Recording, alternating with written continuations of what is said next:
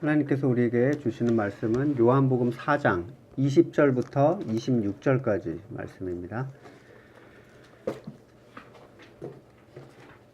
제가 봉독하겠습니다. 우리 조상은 이 산에서 예배를 드렸는데 선생님네 사람들은 예배 드려야 할 곳이 예루살렘에 있다고 합니다. 예수께서 말씀하셨다. 여자여, 내 말을 믿어라. 너희가 아버지께 이 산에서 예배를 드려야 한다거나 예루살렘에서 예배를 드려야 한다거나 하지 않을 때가 올 것이다. 너희는 너희가 알지 못하는 것을 예배하고 우리는 우리가 아는 분을 예배한다. 구원은 유대 사람들에게서 나기 때문이다. 참되게 예배 드리는 사람들이 영과 진리로 아버지께 예배를 드릴 때가 온다. 지금이 바로 그때이다. 아버지께서는 이렇게 예배를 드리는 사람들을 찾으신다. 하나님은 영이시다.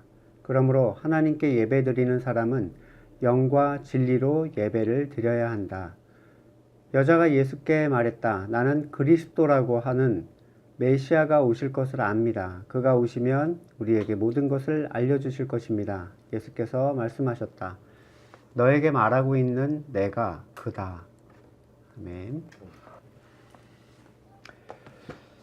예배가 신앙에서 차지하고 있는 비중은 단연코 크다라고 얘기할 수 있습니다. 다른 모든 신앙의 일들은 바른 예배를 드리게 하기 위한 보조적인 역할이 됩니다. 이스라엘이 애굽에서 430년간 노예 생활을 했을 때 하나님께서 모세에게 일러서 내 백성 이스라엘을 내보내라고 말씀을 하셨는데 왜 내보내라고 하셨는가에 대한 목적을 말씀을 하셨어요. 그냥 프리하게 살라고 내보내라고 한 게 아닙니다. 자유를 위한 자유가 아니라 예배를 위한 자유였어요.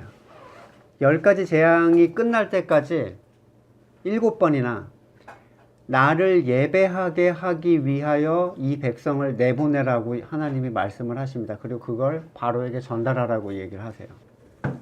지금으로 바꿔 말하자면 죄악의 종이 되었던 사람을 구원하시고 불러내신 이유는 사람이 하나님을 예배하게 하기 위함입니다. 분명한 목적성이 있죠. 사람을 예배드리게 하기 위해 구원했으니 성도에게 예배는 의무가 되어야 하는가? 그것은 앞뒤가 바뀐 착각입니다. 의무는 뭐죠? 하기 싫어도 반드시 해야만 하는 어떤 것을 의무라고 합니다. 하나님께서는 자유함을 통하여 예배를 회복하신 것이지 예배를 의무화하신 것이 아닙니다. 다시 말하자면 아직 애굽에 있는 존재들은 아무리 모든 예배를 다 참석해도 예배를 드릴 수가 없습니다. 드려진 적도 받으신 일도 없는 형식에 불과합니다. 의무화된 예배는 하나님께서 연락하지 않으십니다. 그러면 중요한 질문이 이어지는데 예배라는 건 도대체 무엇인가? 5월 모시에 한 건물에 모여서 순서에 따라 진행되는 어떠한 것을 얘기하는가? 앉았다 일어났다 송령을 불렀다 성가를 불렀다 설교를 하고 축도로 마치는 그 일이 예배인가? 그 일을 좀 미리 와서 차분하게 준비하고 진지하고 엄숙하게 행하면 그는 예배를 잘 드린 사람이 되는가? 정말 많은 목사님들이 이런 예배를 말합니다. 예배를 세워야 된다. 예배가 살아나야 된다. 말하면서 계속 더 많은 예배에 참석, 좀 더 신선한 방법의 예배 방식을 새롭게 고안하는 일들을 합니다. 교회 헌법에 나오는 성도의 의무에 공예배 참석이라는 게 있습니다. 그걸 의무라고 하는데 예장통합에서 공예배는 주일 대예배와 오후 예배 그리고 수요 예배 이 세 개의 예배를 공예배라고 해요. 그것이 정말 성경에서 드리라고 하는 예배인가? 예배는 우리가 드리고 싶기만 하면 언제든지 그 시간을 기다렸다가 진지하게 앉아있다 오면 그건 예배인가? 사람이 만들어 놓은 예배조차 참여하지 않는 교인들이 있습니다. 정작 부서 활동은 열심히 하는데 예배는 대수롭지 않게 생각을 해요. 이 중엔 두 부류가 있습니다. 전혀 거듭나지 않아서 자기 만족을 위해 예배와 상관없이 자기 할 일만 하는 사람들이 있습니다. 그리고 또 다른 부류의 사람은 복음에 목말랐는데 그 만들어 놓은 형식적인 예배에서 어떠한 체험도 없기 때문에 예배를 포기한 사람들이 있어요. 가봤자 쓸데없는 소리만 하고 아무런 체험이 없는 거야. 그러니까 가나 안 가나 똑같아. 앉았다 오는 것을 예배라고 강조하고 그것에 열심히 참석하는 사람들은 예배가 살아있는 사람이라는 소리를 듣고 있지만 정작 열심히 그 예배에 참여하는 사람들의 삶은 거듭난 사람들의 삶과는 거리가 먼 경우가 굉장히 많은 걸 찾아보는 게 어려운 일이 아닙니다. 새벽 기도라면 빠지지 않고 나오는 어떠한 신자들, 저는 새벽 운행을 계속 해봤기 때문에 새벽 기도에 열심히 나오는 분들이 누군지 알죠. 교회에서 드리는 예배 형식에는 무엇이든지 참석하는 많은 분들을 저는 알고 있습니다. 신앙의 기본이 무엇인가, 죄가 무엇인가, 회개가 무엇인가 아무것도 모르지만 참석 하나의 의의를 두시는 분들. 그분들은 의지를 가지고 자신의 뜻대로 그 참석을 퍼올릴 수가 있습니다. 들어와서 갈 때까지 자다가 가시는 분, 또는 한마디도 알아듣지 못하고 가지만 그 자리에 불참하면 큰일이라도 나는 것처럼 죄책감에 사로잡히는 사람들이 있습니다. 새벽 기도를 못 가면 와서 맨날 주무시는데 새벽 기도를 한번 빠졌어요. 잠이 늦게 들어가지고. 얼마나 괴로워하는지 몰라요. 집에서 편하게 주무시면 더 마음도 평안하실 것 같은데 전혀 그렇지 않죠. 지난주에 언급했던 야곱의 우물처럼 그들은 만들어진 예배에 열심히 참석하는 방식으로 자기의 갈증을 채워보려고 합니다. 그런데 정말 그분에게 안타까운 일은 뭐냐면 참된 예배라는 것은 안으로부터 솟아나는 그 생명력의 현상이지 바깥으로부터 채워질 수 있는 종류의 것이 아니라는 겁니다. 이 퍼올릴 수 있다는 것, 그것은 사람이 만들어 놓은 예배의 형식일 뿐입니다. 더 쉽게 말하자면 예배는 거듭난 사람들에게 나타나는 현상이지 예배의 형식을 취함으로써 누군가 거듭나게 되는 것이 아닙니다. 그런 예배라도 드리다 보면 거듭나는 사람들이 있다라고 항변할지도 모르지만 그건 수단이 사람을 거듭나게 한다는 궤변밖에 되지 않습니다. 그러니까 거듭나지 않은 사람에게 계속 예배를 강조하는 건 무의미해요. 그런 예배라도 드리다 보면 거듭나는 게 아니라 하나님께서 그를 향하신 뜻이 있기 때문에 헛된 예배 속에서도 그가 거듭남을 얻을 수 있었을 뿐이에요. 헛된 예배는 하나님 앞에서 아무것도 아닙니다. 오히려 이 헛된 예배, 형식의 예배는 사람을 교만하게 만듭니다. 아무것도 할 수 없는 존재가 무엇인가 했다라고 여기게 만드는 거죠. 구약의 율법에 따른 예배는 정해진 방식을 따르는 예배입니다. 그 방식은 사람이 고안해내거나 또는 개선할 수 있는 종류의 것이 아닙니다. 오직 하나님께서 정하신 대로만 드려야 하는 예배가 구약의 예배였어요. 제사장을 맡은 사람들은 정해져 있고 정해진 가문에서만 나옵니다. 성전이나 성막을 관리하는 사람들도 정해져 있습니다. 예배를 드리는 방식, 제사물을 잡는 방식도 다 정해져 있습니다. 뿐만 아니라 드릴 수 있는 사람도 정해져 있어요. 자, 율법을 왜 주셨다고 했죠? 로마서 3장 19절 이하에 율법에 있는 모든 말씀이 율법 아래 사는 사람들에게 말한 것임을 우리는 압니다. 그것은 모든 입을 막고 온 세상을 하나님 앞에 유죄로 드러내려는 것입니다. 그러므로 율법의 행위로는 하나님 앞에서 의롭다고 인정을 받을 사람이 아무도 없습니다. 율법으로는 죄를 인식할 뿐입니다. 그러니까 율법의 예배라는 것, 율법을 잘 지켜서 내가 마음이 뿌듯해지거나 더 잘 지켜야 되겠다라는 생각을 하고 있는 사람들이 많다는 걸 압니다. 하지만 그것은 하나님께서 율법을 주신 근본적인 이유에서 굉장히 멀리 떨어져 있는 반응이에요. 율법은 지키면 지킬수록 내가 율법을 바르게 지킬 수 없다는 것을 분명하게 드러내 줍니다. 이것으로 미뤄보건대 율법의 예배, 그러니까 모세의 예배, 정해진 예배라는 것은 잘 드릴 수도 없는 것이고 그것을 통해서 하나님의 은혜를 받을 수도 없는 종류의 예배예요. 아무리 정성껏 준비해도 소용없습니다. 왜냐하면 참된 예배는 정성의 문제가 아닐 뿐더러 더욱이 잘 드리게 하는 것이 율법의 목적이 아니기 때문이에요. 예배의 중요성을 강조하면서 일반적으로 강조되는 게 뭡니까? 예배의 형식입니다. 정한 시간에 정한 방식에 참여함으로써 예배 드린 존재라는 타이틀을 손도장을 하나 찍어주고 가는 것 같은 거죠. 우리 100m 달리기 하면 1, 2, 3등 찍어주는 것처럼 수요 예배 가면 수요 예배를 드린 사람, 주일 예배를 가면 주일 예배를 드린 사람, 새벽 예배를 가면 새벽 예배를 드린 사람. 율법이 있기 전에, 율법으로 예배를 정해 주기 전에도 예배는 있었습니다.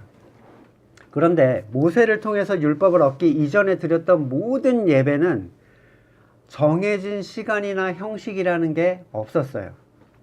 믿음의 선조들은 자신이 하나님을 만난 그 자리에서, 구원의 기쁨을 누리는 자리에서 시간과 장소와 방법에 관계없이 하나님을 예배합니다. 그런데 하나님께서는 그들의 예배를 받으셨어요. 성경에 기록되어 있는 첫 번째 예배를 아시죠? 아벨, 가인과 아벨이 드렸던 예배, 첫 번째 기록된 예배인데 아벨은 어떠한 규정도 없이 예배를 드립니다. 규정을 하신 적도 없고 그것은 해야만 하는 예배도 아니었고 해왔었던 예배도 아니었어요. 그럼에도 불구하고 하나님께서는 아벨의 예배를 흠양하셨다, 그 제사를 흠양하셨다라고 기록하는데 노아의 제단, 아브라함의 제단, 이삭과 야곱의 제단, 그 사람들이 제단을 쌓은 장면들을 떠올려 보면 하나님의 살아계심과 도우심에 대한 감격과 기쁨에 대한 반응이었어요. 반응. 제사를 드림으로써 하나님을 만난 게 아니라 하나님과의 만남에 의해서 제사가 드려진 거예요. 이 순서가 정상적인 예배의 순서입니다. 하나님을 먼저 만나야 그 감격에 의해서 하나님께 나를 표현하는 어떤 것들을 하는 건데 역순이 됐어요. 표현부터 해놓고 하나님은 거기서 만나기를 원합니다. 하나님께서 이스라엘을 노예로 살게 하신 것이 하나님의 계획이었다라고 아브라함에게 이미 언급을 하셨어요. 네 백성을 내가 묶어놨다가 풀어줄 것이다. 왜 굳이 노예를 만드셨겠습니까? 누군가의 노예가 돼서 수백 년을 살아온 존재들에게 억압이 자유고 자유가 곧 억압이 됩니다. 그들에겐 자유를 줘도 자유인으로 살지 못합니다. 어렸을 때 어머니께 혼날 때 들었던 얘기가 있죠. 넌 이제 자유야.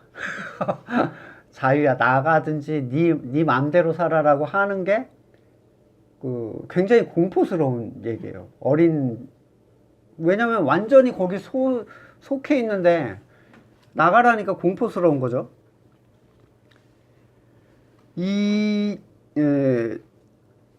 인간의 본성은 원죄로 인해서 사탄에게 완전히 노예화가 됐죠. 그래서 예수님께서는 회개치 않은 자들에게 너네 아비는 사탄이다 이렇게 얘기를 하세요. 자녀예요. 사탄의 자녀. 이 아비된 자로부터 벗어나는 일을 사람이 좋은 일로 여길까? 아닙니다. 살아온 삶이 있고 다른 삶이라는 것을 전혀 경험해 보지 못했다면 사탄으로부터 벗어나는 것 자체가 공포가 될 수 있습니다.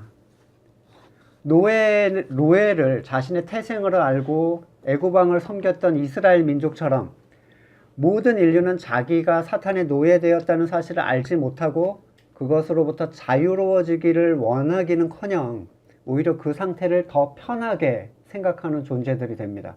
그러니까 사탄한테 속해 있는 게 자기한테는 사실 현실적으로 제일 편한 거예요. 내가 내 뜻을 주장해서 그렇게 살아가는 삶. 그런데 그런 상황 가운데 오직 하나님께서 함께 해주셨던 믿음의 조상들만이 사탄으로 벗어나서 하나님과 관계를 맺기 시작합니다. 형성할 수가 있죠. 이 믿음의 조상들이 하나님의 은혜를 참된 은혜로 받을 수 있었던 이유가 뭐냐면 하나님께서 그것이 오직 은혜로 주신 것이라는 것을 그들의 오랜 삶의 실패를 체험함으로써 그들이 분명하게 깨달았기 때문이에요. 그러니까 뚝딱 알게 된 게 아니라 삶 가운데서 계속 실패해서 나의 완전한 무능이 드러나게 하나님이 그걸 도와주셨다는 거예요. 요즘 교회처럼 입으로만 이게 다 하나님의 은혜입니다 라는 의미 부여를 통한 게 아닙니다. 간단한 예로 아브라함이 이삭을 얻기까지 무려 25년이 걸리죠. 75세 때 약속해주고 100세 때. 그 시간은 막연히 기다린 시간이 아니었습니다. 10년이나 기다렸어요. 엄청난 인내의 사람이 10년이나 기다렸는데 자신의 노력으로 하나님의 언약을 성취하려 했던 이스마엘이라는 율법의 자녀를 낳게 됩니다. 그 실패가 포함된 기간이었어요. 이스마엘을 낳은 후 14년이나 더 자신의 육체의 능력이 사라지는 것을 보기만 했던 완전한 무능이 드러나는 실패의 시간이 이 25년입니다. 99세 때 하나님께서 그에게 자녀를 얻게 될 것이다 했을 때 그의 반응이 뭡니까? 아멘 믿습니다가 아니었어요. 오히려 그는 자신의 힘으로 낳았던 이스마엘이나 잘 살게 해달라는 망발을 합니다. 심지어 사라는 그 얘기를 듣고 웃었어요. 그런데 히브리서는 그들이 의심하지 않고 믿었다라고 표현합니다. 그들의 이러한 부정적인 모습은 자기 능력에 대한 완전한 부정을 보여주는 장면이기 때문이에요. 이 말은 전에 믿었다고 했던 그 모습은 결국 하나님을 믿은 게 아니라 자신의 능력에 힘을 실어주는 하나님을 믿었을 뿐이라는 사실을 드러내줍니다. 이렇게 완전히 자신의 무능이 스스로에게 드러나서 인정되었을 때 태어난 이삭. 아브라함은 자신의 능력이 추호도 섞이지 않은 오직 하나님밖에 주실 수 없는 은혜로 이 아들을 여기게 만들어줬습니다. 그게 하나님이 그에게 주신 실패를 통해서 얻어진 결과예요.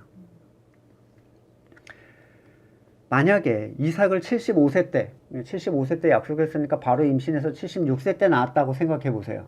하나님이 즉각적으로 응답하셔서 그래도 아브라함은 분명히 은혜라고 얘기했겠죠. 왜냐하면 75세 때까지 자녀가 없었으니까. 하지만 100세 때 하는 고백과 75세 때 하는 고백은 천지 차이가 분명합니다. 사라와 자신의 생식의 모든 능력이 끊어졌을 때 받은 그 아들. 이건 설명할 수가 없는 거예요. 예. 이건 완전히 불가능해.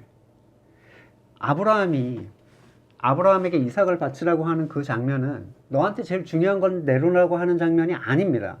뭘 얘기하냐면 하나님이 하나님의 언약을 성취하셨다는 걸 네가 인정하고 있느냐라는 것을 얘기하는 거예요. 번제할 어린 양은 여호와께서 준비할 것이다. 분명히 얘기하죠. 그리고 그걸 여호와 이레라고 하는데 아브라함이 이 이삭을 드리는 장면은 그 아들을 100% 하나님이 주셨기 때문에 내가 하나도 안 섞였기 때문에 그걸 인정할 수 있는 거예요. 내가 섞였으면 인정 못 하잖아요. 그럼 내놓을 수가 없는 거야. 내가 섞이면. 번제할 어린 양, 곧 세상 죄를 지고 가는 하나님의 어린 양 예수 그리스도만이 우리에게 하나님의 의를 입혀줄 분명한 분임을 드러내는 장면입니다. 이것을 인정하는 사람만이 하나님이 주시는 어린 양을 얻게 될 것이고 의롭다 하심을 입게 됩니다. 전제가 뭡니까? 자기에 대한 완전한 실패. 그렇다면 율법을 받은 사람들은 율법의 제사를 통해서 실패를 느끼고 경험했어야 할 것 아닙니까? 그러나 그들은 교만했고 자신들이 하나님께 제사를 드리고 있다고 생각했으며 예배하고 있다고 여겼습니다. 사도행전 7장 42절에 하나님이 외면하사 그들을 하늘의 군대 섬기는 일에 버려두셨으니 이는 선지자의 책에 기록된 바 이스라엘의 집이여 너희가 광야에서 40년간을 희생과 제물을 내게 드린 일이 있느냐? 너희가 나한테 제물을 드린 일이 있느냐? 이 얘기는 뭐 받으셨다는 거예요? 못 받으셨다는 거예요? 못 받았다는 거예요, 하나님은. 40년이나 정해놓은 그 예배를 칼같이 드리던 그 시대에 드려본 적이 없고 받은 적도 없다는 거예요. 정작 자신들은 드리고 있다고 생각했지만 그것은 예배가 아니었습니다. 오히려 그것은 참된 예배를 드릴 수 없는 타락한 존재임을 드러내기 위한 참된 것에 대한 그림자였을 뿐입니다. 지금도 예배를 살려야 만들어 놓은 예배에 참여에 독려하는 목사님들이 많이 있죠. 예배를 잘 드린다는 것을 예배를 빠지지 않고 졸지 않고 메모도 해가면서 듣고 있으면 살아있는 예배, 하나님이 기뻐하시는 예배라고 얘기를 합니다. 모든 예배에 참석해도 그의 삶이 세상을 추구하는 사람들을 찾아보기 어렵지 않습니다. 예배가 살아났으면 좋겠다는 의미가 무엇인지 알지 못하기 때문에 나타나는 현상인데, 예배는 오직 거듭난 사람만이 드릴 수 있습니다. 거듭나지 않은 사람들, 진정한 자기 자신 존재에 대한 참회가 없는 사람들은 어린 시절부터 유아 세례를 받고 평생 한 번도 예배를 빠지지 않아도 예배를 하나님께서 받아주지 않으세요. 그들의 예배는 가인의 예배 또는 광야의 예배 같습니다. 어린 양의 보혈의 능력을 입지 못한 사람들이 드리는 예배는 자기 만족을 위한 형식적인 예배가 되고, 이스라엘 사람들이 40년이나 광야에서 드렸던 소위 하나님께서 한 번도 받아보신 적이 없는 예배가 되는데, 오늘 본문에 나오는 우물가의 여인, 자신의 모든 부끄러움과 수치를 자기의 앞에, 주님 앞에 꺼내놓으신 예수님께 다시 예배에 대해서 갑자기 질문을 합니다. 이 예배에 대한 궁금증, 관심은 거듭난 사람들이 행하는 생명의 현상이에요. 왜 사람을 거듭나게, 다시 말하면 사탄의 세력으로부터 구원하셨다고 했죠? 아까 탈출시킨 것은 예배를 드리게 하기 위해서. 그런데 이전에 가지고 있던 구약의 형식에 갇혀있던 이 여인은 예수님이 유대인인 것을 알고 자기 신앙에 있어서 가장 갈급한 문제를 꺼내놓습니다. 예배를 드리는 것에 대해서 관심을 보이는 거예요. 참된 예배의 방식이 당신에게 있을 것 같은 겁니다. 여인의 조상인 사마리아인들을 좀 이해할 필요가 있는데, 스룹바벨이 바벨론으로부터 돌아와서 성전을 재건할 때 사마리아인들이 참여를 요청해요. 우리도 같이 지을 거야 그랬죠. 근데 거절당합니다. 왜냐하면 아수르가 혼혈 정책을 써서 피를 섞어버렸어요. 이건 자의로 섞인 게 아님에도 불구하고 이스라엘 사람은 너희는 피가 섞였으니까 안 되라고 끊어버렸어. 스룹바벨이 거절을 합니다. 너네랑은 같이 못해. 왜냐면 율법에 따라서 해야 되니까. 방법이 없죠. 사마리아인들이 그 해결책으로 BC 주 5시기 322년 전에 그리심산에다가 자신들의 성전을 세웁니다.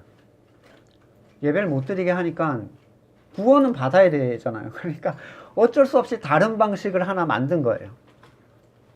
그리고 BC 129년에 주 5시기 129년 전에 이스라엘의 마지막 왕조인 하스모니안 왕조의 힐카누스에 의해서 이 성전이 완전히 파괴가 됩니다.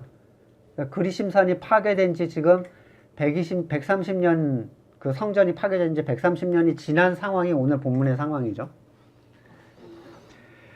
이 사마리아인들은 모세가 축복과 저주를 외칠 때 축복은 그리심산에서, 저주는 에발산에 서서 외치게 이제 하나님이 만드셨거든요. 그러니까 축복을 외치는 산은 당연히 축복의 통로가 될 것이다라는 자의적인 해석을 가지고 여기서 예배를 드리면 축복에 좀 효과를 얻지 않을까라고 해서 해놓은 거예요. 근데 지금 아수르랑 섞였으니까 문화 속에서 이방 종교가 들어가 있죠.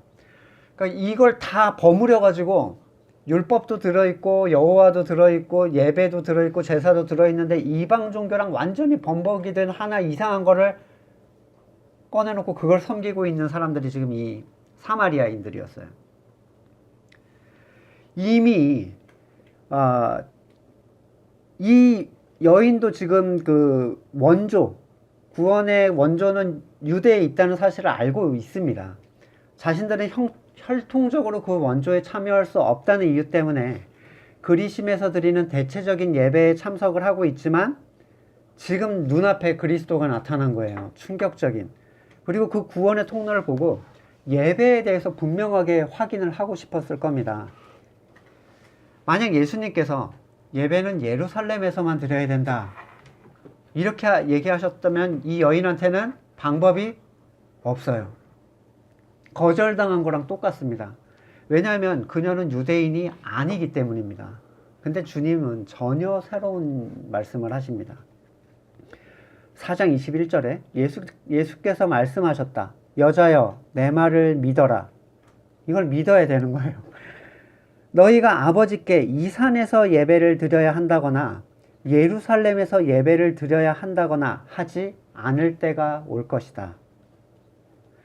예수님께서 말씀하시는 것은 이쪽에서도 저쪽에서도 예배를 드리는 것이 어느 지역에서 드리느냐의 장소의 문제가 아니라는 걸 분명하게 말씀하십니다.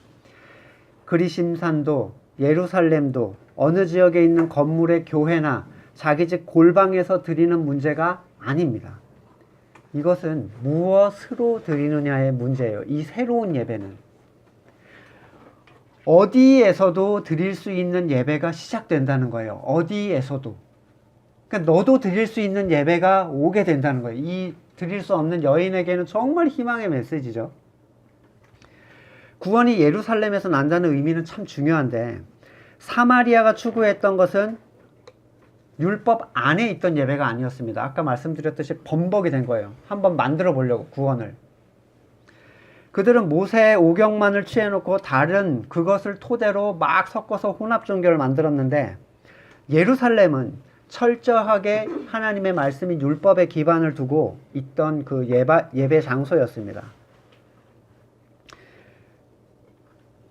그리심산에서 만들어 놓은 그 예배, 그런 곳에서는 구원이 나오지 않습니다. 왜냐하면 사람이 만들어낸 방식에서는 사람을 은혜로 이끌어내는 율법이 존재하지 않기 때문입니다. 이렇게 해보면 어떨까? 저렇게 해보면 어떨까? 족보도 없는 것들이 막 와서 뒤섞였어요. 그런 예배를 통해서는 구원을 받을 수 없어요. 바울이 뭐라고 얘기합니까? 율법이 내 안에 들어오니 나는 죽었다라고 얘기합니다. 율법이 참으로 율법되게 사용이 되면 그는 자신의 타락성과 영적인 무능을 깨닫게 되고 결국 도움을 주는 은혜를 추구할 수밖에 없습니다. 근데 사마리아에는 그런 율법이 없었습니다. 사람들이 멋대로 추가적으로 넣은 항목들을 그 항목들이 그 사람을 은혜로 향하게 하지 못하는데, 과거에 우리가 해왔던 교회에서 하던 일들, 그것이 하나님의 뜻이고 그것을 어기면 죄가 되고 예배에 빠지면은 주님과의 약속을 어긴 거기 때문에 주님은 그 시간에 약속하신 적이 없어요. 자기가 약속을 정한 거지. 우리끼리 정한 겁니다. 이렇게 모여보자. 그러한 일들이 과연 이 예루살렘의 예배에 언급된, 율법에 언급된 일들이었는가? 그것을 하면 하나님이 기뻐하신다고 한 그 내용이 정말 율법에서 말하는 내용인가? 그리고 과연 그 일을 했던 그분들은 몇 가지만 골라서 한 게 아니라 온전히 613가지의 율법을 항상 지키려고 해봤는가? 절대로 그런 사람은 없을 겁니다. 우리에게 강조되었던 것은 몇 가지 헌금, 그리고 주일 예배에 참석 아닙니까? 또는 추가적인 교회의 일들. 이러한 강조와 사마리아의 그리심산의 예배와 무슨 차이가 있겠어요? 그것이 율법이 우리에게 지키라고 했던 일들인가? 그것을 지킴으로 구원이 우리에게 올 수 있다고 하는가? 율법이 율법되게 사용되지 않으면 누구도 하나님 앞에 나올 수가 없습니다. 율법은 한 존재를 비참으로 떨어뜨려 은혜를 향하게 하는 하나님의 수단이 되기 때문입니다. 근데 더 중요한 건 뭐냐면, 이 얘기를 듣고 그러면 모세의 율법 613가지를 제대로 지키려고 해봐야 되겠다 라고 생각하는 분이 계실까 봐 말씀을 드리는데, 율법은 육적인 유대인들에게 준 것이지 우리 같은 이방인들한테 지키라고 줘본 적이 없어요. 다시 말해 이 613가지의 율법을 지키려고 하는 사람들은 맹한 짓을 하고 있는 겁니다. 피가 섞였다고 하는 사마리아인도 참여를 못하게 했는데 아버지가 유대인이시거나 어머니가 유대인인 분이 안 계시죠? 우리는 아예 해당 사항이 없단 말이에요. 이 율법의 행위를 행하는 거에 있어서는. 그래서 나타난 것이, 보세요. 이 여인이 얼마나, 만약에 예루살렘에서만 드려야 된다고 하면 얼마나 실망하겠어요. 우리는 어떻겠습니까? 근데 여기에서 그래서 나타난 게 은혜입니다. 은혜의 예배. 이 예배는 육적인 혈통을 지녀야만 드릴 수 있는 옛 언약에 속한 예배가 아닙니다. 어느 혈통을 가지던 예루살렘과 아무리 멀리 떨어져 있어도 어느 나라에서 살고 있건 드릴 수 있는 전혀 새로운 방식의 예배. 거듭남도 없는 사람들이 수십 년 자기는 주일 예배 한번 빠진 적 없다고 자랑하는 것 많이 보지 않았습니까? 도대체 어떤 성경을 근거로 그렇게 자랑하는지 알 수가 없어요. 지금 하는 이 얘기를 주일 예배를 이제 빠지고 안 드려도 되는구나 라고 받아들이는 사람이라면 떠나간다고 해도 붙잡을 이유가 전혀 없습니다. 왜냐하면 그만큼 그는 본질이 아닌 행위의 예배를 드리고 있었다는 얘기고 그만큼 벗어나고 싶은 행동을 하고 있었다는 걸 얘기하기 때문이에요. 이제 안 해도 되는구나. 그런 얘기는 아닌데요 라고 묶을 이유가 없죠. 그거 묶어놓는다고 해도 그를 전혀 하나님 앞에 데리고 올 수 없어요. 다시 말합니다. 예배는 거듭남의 기쁨을 누리는 자들에게 나타나는 생명력의 현상입니다. 이 현상은 누구도 막을 수가 없습니다. 터져나오는 생명수의 능력은 한 사람을 예배 드리게 합니다. 그것은 성령의 이끄심의 현상이고 그는 어느 장소에 있든지 하나님을 예배하게 됩니다. 바울과 실라가 감옥에 갇혔을 때 그들은 하나님을 예배했어요. 자, 여기서 다시 헷갈려 합니다. 무슨 설날 가정예배 순서지를 나누어 가진 것처럼 순서에 의해서 자, 묵도로 우리 예배를 시작하겠습니다. 순서에 설교하고 봉독하고 찬양하고 그런 틀에 갇힌 무엇을 한 게 아니죠. 그 감옥에서. 그들은 감옥에서 살아계신 하나님과 교제했습니다. 그리고 그 만남에 감격하며 하나님을 찬양했어요. 번제도 없고 설교도 없고 헌금도 없었습니다. 그런데 그러한 예배가 옥문을 열게 합니다. 참으로 거듭난 사람이 드리는 삶의 예배는 그 주변에 갇힌 모두를 눈뜨게 하고 억눌렸던 모두를 자유케 하는 힘이 있습니다. 그 예배에. 그들은 이전에 보지 못했던 것들을 보게 되고 듣지 못했던 것들을 듣게 됩니다. 이것이 참된 예배, 주님께서 말씀하시는 그 예배의 능력입니다. 참되게 예배하는 사람은 영과 진리로 예배할 때가 올 것이다 하셨죠. 그것은 어디에서 드리느냐의 문제가 아니라 무엇으로 드리느냐의 문제인데, 예배 순서지를 주지 않으면 설날 예배를 드리지 못한다고 순서지를 내놓으라고 다그치는 사람들도 있습니다. 그것은 참된 예배에 대한 열정입니까? 아니면 형식에 대한 열정입니까? 정말 순서지대로 가족에 한번 돌려서 그거를 한번 돌리면 하나님을 예배한 가정이 되는 것인가? 그리심도 아니고 예루살렘도 아니고 순서지를 가지고 예배할 날이 올 것이다. 아닙니다. 뭘 가지고 한다고요? 영과 진리로. 영은 무엇이고 진리는 무엇인가? 여기서 말한 영은 푸뉴마인데 푸뉴마는 두 가지로 번역이 돼요. 성령 또는 영. 성령과 영은 다른 거예요. 그렇죠? 성령으로 볼 것인가 영으로 볼 것인가에 대한 선택에서 저는 이것을 영이라고 보고 있는데 이유가 몇 가지 있죠. 거듭나기 전에 모든 사람에게는 영이 죽었어요. 네. 이 영은 하나님의 창조 때 하나님의 호흡을 통해서 우리에게 부여된, 사람에게만 있는 어떤 것인데 하나님의 생명이죠. 사람은 오직 이 영을 통해서만 하나님을 알 수 있고 하나님과 소통할 수가 있습니다. 하나님과의 소통은 곧 하나의 예배가 됩니다. 왜냐하면 하나님과의 소통은 그 존재로 하여금 하나님을 예배할 수밖에 없게 만들어요.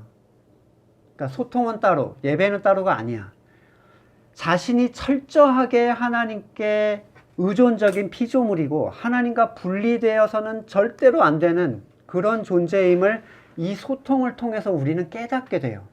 내가 하나님을 의지하지 않으면 나는 개털 나는구나. 하나님께서 성령께 예배를 받기를 원하시겠어요? 성령아 나한테 예배해라. 아니죠. 네. 우리의 예배를 받기를 원하시죠. 우리를. 당연히 하나님은 그분의 형상을 닮은 우리 사람의 예배를 받기를 원하십니다.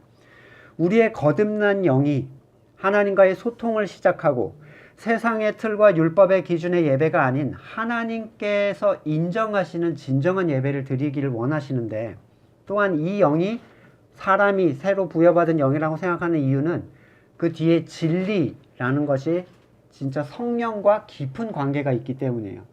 이 진리가 성령을 의미하는 것이기 때문인데, 우리의 영이 살아났을지라도 우리의 영은 철저하게 무능합니다. 아담이 그랬던 것처럼 무능하죠? 네, 무능해요.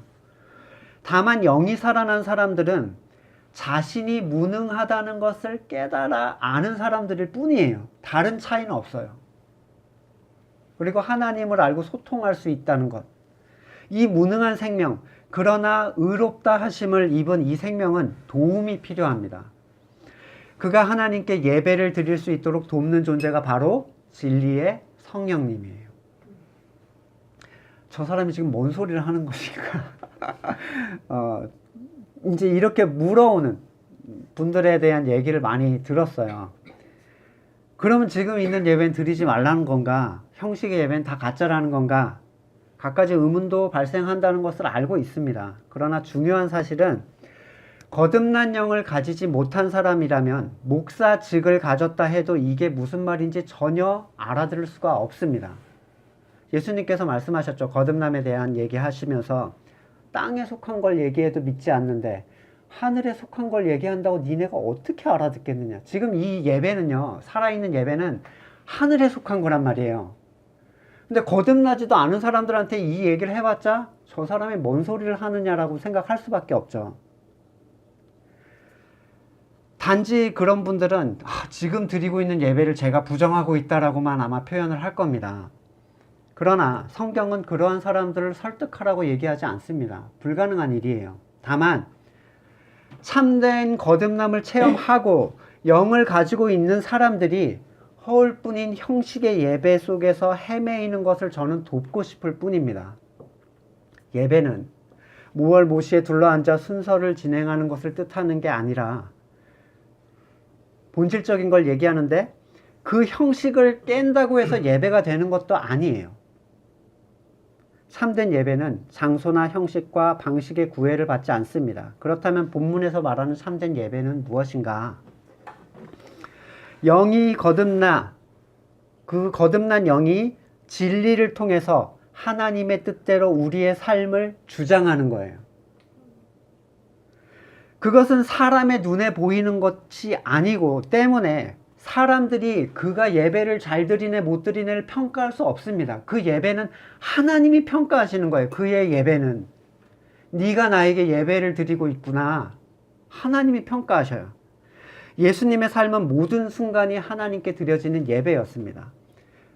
그분은 성령에 충만하셨고 성령의 도우심과 그분께 순종함으로써 세상을 하나의 인간으로서 완전히 하나님께 바쳐진 하나의 예배로 올려드립니다.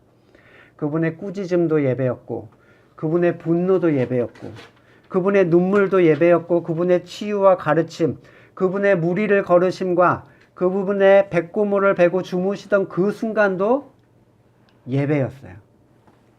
그분의 모든 삶이 예배였기 때문에 사람들은 그분의 삶을 통해서 영향을 받습니다. 예배, 형식의 예배에 빠져 있는 사람들은 건물의 교회에 와서 한 주에 1시간을 앉아있다 갑니다. 그리고 그 앉았다 간 시간을 예배의 시간이라고 생각하고 있죠. 그리고 나머지의 삶, 6일하고도 23시간. 그건 예배와 관계없는 삶이에요. 그럼에도 불구하고 그들은 예배를 살려야 한다라고 얘기하고 생각하니 그 시간을 오후 예배, 수요 예배, 새벽 예배까지 추가해보지만 그래봤자 드리는 예배는 한 주에 6시간도 되지가 않습니다. 그러나 거듭나서 성령의 도우심으로 진리에 행하는 사람들은 먹든지 마시든지 예배를 드립니다. 그들의 모든 선택에는 하나님의 뜻에 대한 고려가 있습니다. 그리고 그것은 철저하게 성경으로부터 나온 근거를 가지고 있습니다. 식사를 해도 예배를 드리고 취미 생활 속에서 하나님께 예배를 드립니다. 그들의 일 속에서 예배를 드리고 그들의 삶 속에는 진리를 향하는 지향성이 있고 그의 그러한 삶의 모습은 다른 이들에게 필연적으로 영향을 끼쳐요. 이것은 결코 흉내낼 수 없는 종류의 것입니다. 우리는 이런 설교를 많이 들어왔습니다. 참된 성도는 이런 삶을 산다. 그러니까 여러분도 그렇게 살아라. 하지만 절대로 그렇게 못 살죠. 진짜가 저렇게 사니까 너는 진짜처럼 살아라라는 얘기는 현재 내가 그렇게 추구되는 설교는 흘러나오는 게 아니라 밖에서 퍼올리란 얘기입니다. 계속 그 우물가의 여인처럼. 50이 넘은 나이에 부상, 전쟁에서 불구가 된 그리고 들어간 수도원, 거기에서 설거지, 부엌대기만 했던 한 수도사의 얘기가 있습니다. 하나님의 임재 연습이라는 책의 주인공인 로렌스 형제의 얘기인데 부엌에서 허드렛 일만 했던 이 형제에게는 모든 것이 한결하게 동일했다고 해요. 모든 장소와 모든 일이 전혀 다르지 않았대요. 이 형제는 어디서든지 하나님을 발견했는데 부엌에서 일을 하든 낡고 다른 신발들을 수선하는 일을 하든 골방에서 기도를 하든 다른 형제들과 함께 기도하든 어디서나 상관없이 하나님과 함께 동행을 합니다. 로렌스 형제는 특별히 경건의 시간을 갖거나 피정, 나 하나님과 함께 있기 위해서 떠나는 그런 여행, 자기만의 시간 이런 걸 떠나고 싶어 하지를 않았대요. 이건 정말 신기한 일이거든요. 왜냐하면 이 피정을 이 천주교 쪽에서는 굉장히 중요한 시간으로 여겨요. 왜냐하면 이 일상적인 일과를 수행하면서도 하나님과 동행하는 법을 이 로렌스 형제는 알고 있었어요. 여기서도 아니고 저기서도 아니고 무엇으로 드리는 예배가 진정한 예배, 그 예배를 드릴 때가 온다라는 것을 이 사람은 체험하고 있었던 거죠. 하나님께로 나아갈 수 있는 유일한 수단이 하나님을 사랑하는 마음으로 모든 일을 수행하는 것, 내게 주어진 모든 상황을 감당하는 것이라고 여겼기 때문에 무슨 일을 맡든지 하나님을 위해서 할 수 있다면 이 형제에게는 아무 문제가 되지 않았습니다. 심지어는 지푸라기 하나를 들어 올리는 일도 나는 감사하게 할 수 있었다라고 얘기를 할 정도였으니까. 만약에 우리의 예배가 유대인이나 사마리아인들처럼 시간과 장소와 형식의 제약을 받고 있다면 과연 주님께서 말씀하신 참된 예배가 우리에게 왔다라고 얘기할 수 있겠습니까? 교회에 오지 않으면 예배가 아니라고 생각하는 사람들에게 참된 예배라는 것이 있을 수 있겠는가? 자, 그러면 우리가 기존에 잘 알고 있는 그 예배는 어떻게 해야 됩니까? 당장 그러면 다음 주부터는 교회를 나가지 않을 거예요. 때려치우란 얘기인가? 자, 형식적으로 우리끼리 모아놓은 약속의 시간이에요. 우리가 소위 말하는 그 형식의 예배라는 건. 그 자리는 하나님의 말씀을 듣고 배우는 자리로서의 가치라는 게 있습니다. 뿐만 아니라 거듭난 사람들의 성도로서의 교제로서의 가치가 있어요. 물론 평일에도 얼마든지 할 수 있죠. 초대교회 사람들은 날마다 모이길 힘썼으니까. 근데 이 날이 공식적으로 쉬는 날이기 때문에 가장 모이기가 좋은 날인 거예요. 한 말씀을 나눠 먹고 같은 힘으로 같은 목표를 가지고 서로의 지체됨을 확인하고 서로의 필요를 채우고 돕는 일들은 온라인상에서는 하기가 어려운 일 아닙니까? 서로가 서로의 얼굴을 보고 그의 참된 필요를 돕고 때로는 영적인, 때로는 삶의 실제적인 부분을 돌보는 일들을 위해서 우리는 함께 모이는 겁니다. 그러나 형식의 예배, 형식의 봉사를 위해서 모이는 껍데기의 행위는 우리의 본질에는 어떠한 영향도 끼칠 수가 없습니다. 초대교회에서는 예배를 어떻게 드렸습니까? 초대교회, 사도행전의 유일한 기록이죠. 그들의 삶 속에서 지금 우리가 드리는 것, 교회에서 드리는 것과 같은 예배를 드렸다는 기록은 전혀 찾아볼 수가 없어요. 자, 우리 예배를 드립시다. 없죠? 그들은 모여서 기도하고 때로는 떡을 나누고 말씀을 들었지만 그 어디에도 지금과 같은 형식은 없었습니다. 실용주의 신앙을 말씀드렸어요. 누구나 하기 쉽게 만들어 놓은 틀을 우리는 만든다고. 거듭난 자들의 예배는 그런 식으로 드려질 수 있는 게 아닙니다. 로마서 12장 1절 형제 자매 여러분, 그러므로 나는 하나님의 자비하심을 힘입어 여러분에게 권합니다. 여러분의 몸을 하나님께서 기뻐하실 거룩한 산 제물로 드리십시오. 이것이 여러분이 드릴 합당한 예배입니다. 바울이 하나님의 자비하심을 힘입어 권한 예배는 공예배 참석이 아닙니다. 자기 자신을 드리는 거예요. 자기 자신을 드리니까 주방에 들어가서 봉사하고 주차 관리하고 이 얘기가 아니죠. 은혜로 얻은 거듭난 영이 진리의 성령을 통해서 자기를 부인하고 하나님이 인정한 삶을 살아가는 것. 칼빈의 말을 빌리자면 하나님께서는 외식하고 패역한 예배자들과 참된 예배자들을 분명하게 구분하고 계신다. 이러한 증거로 무장한 우리들은 카톨릭 교도들의 모든 발상을 정죄하고, 왜냐하면 카톨릭에서 당시에 형식의 예배를 엄청나게 추구했거든요. 본질은 빠진. 그러한 그들의 힐책을 경멸하는 일을 주저하지 않아야 할 것이다. 이 얘기는 뭐냐면 그들이 비난할 때, 너희가 형식의 예배를 우습게 여긴다고 비난할 때 오히려 그것에 대하여 반대하는 얘기를 주저하지 말아야 된다는 겁니다. 하나님께서 이 단순한 예배로 만족하시고 이러한 예배를 기뻐하신다고 하는 말씀을 듣고 우리가 두려워할 것이 무엇인가? 정말 보세요. 칼빈의 종교개혁은요, 지금의 이 형식을 추구한 게 아닙니다. 본질을 추구했었어요. 우리가 삶의 모든 자리에서 예배를 드릴 수 있다면 우리가 두려워할 게 뭔가? 이게 바로 성도가 드려야 할 합당한 예배이고 하나님은 이러한 사람들을 찾으신다라고 했습니다. 뭐하러 찾으시겠습니까? 어딨냐? 뭐 이게 아니죠. 마지막 날에 자신의 나라에 부르신다는 거예요. 그런 예배를 드린 자들을. 이 예배가 하나님 주도적으로, 하나님 능력으로 이루어지는 것은 말할 것도 없지만 거듭난 사람의 동의에 의한 삶의 결과임은 분명합니다. 그냥 머리로 알아서 되는 게 아니라 육의 예배, 전통의 예배, 행위의 예배의 틀을 벗어나서 진리의 영이 이끄시는 대로 자기의 삶을 드리고자 하는 의지, 이게 성도에게는 반드시 있어야 되고 요청되고 있습니다. 매주 돌아오는 예배를 드리기 위해서 매주 돌아오는 일요일을, 저는 일요일을 정말 기다리고 있어요. 이거는 뭔가 문제가 있는 거예요. 되게 사모하는 것처럼 보이지만 나머지 날들은 예배 드리지 않는다는 정확한 사실을 드러내거든요. 또는 다른 사람들의 눈치를 보면서 마지못해 그 자리에 앉아야 그 자리를 지키고 아무 유익도 없이 시간을 흘려보내고 예배를 드리고 왔다라고 표현하는 이러한 시대 속에서 참으로 거듭난 사람의 진정한 예배가 무엇을 지향하고 있는지를 우리는 살펴야 합니다. 여러분의 삶은 과연 예배자의 삶인가?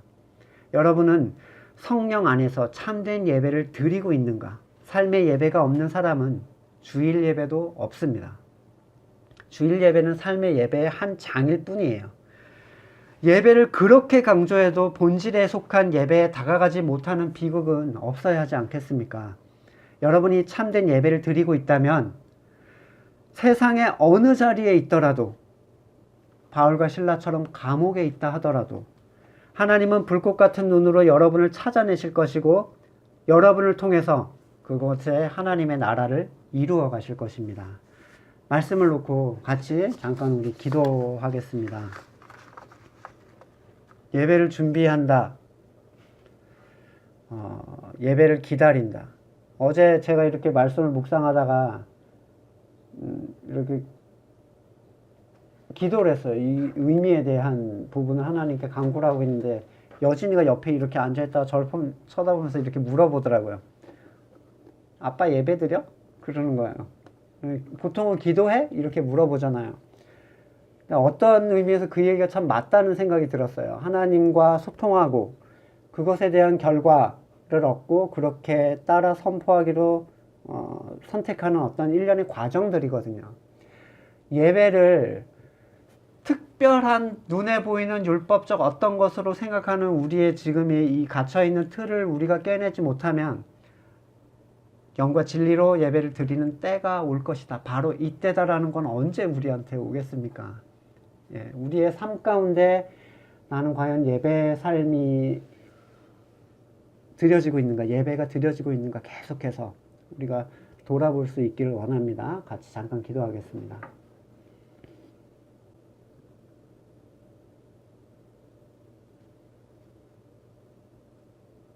하나님을 참되게 예배하게 하시기 위해서 우리를 구원하신 하나님, 그 은혜를 감사드립니다.